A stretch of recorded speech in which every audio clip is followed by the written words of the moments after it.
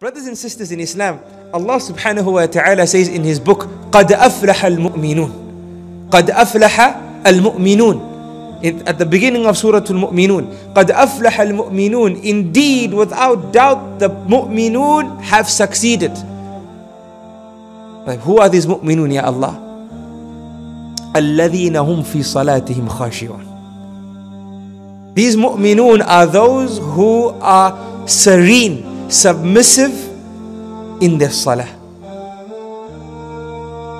These are the mu'minun.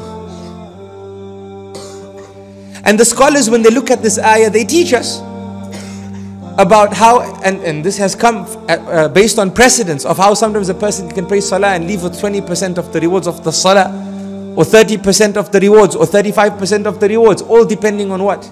Depending on the quality of the salah.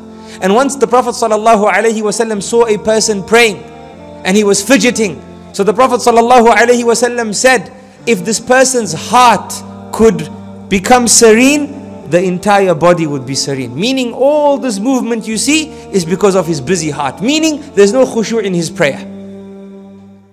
And sometimes people have such a poor quality of khushu' in the prayer that subhanallah, you see them flying through the prayer. Flying through it. The ruku' is not done properly. The sujood is not done properly. You think, how on earth is this person praying, mashallah? Right? This is the lowest form of khushu' in the prayer. And that is why we also know that once a person prayed in front of the Prophet ﷺ, then he came to greet the Prophet ﷺ, and the Prophet ﷺ said, قُمْ فَصَلِّ فَإِنَّكَ لَمْ تُصَلِّ. Stand and pray, for indeed you did not pray. But he did pray. He said, you did not pray. And from this, the scholars have deduced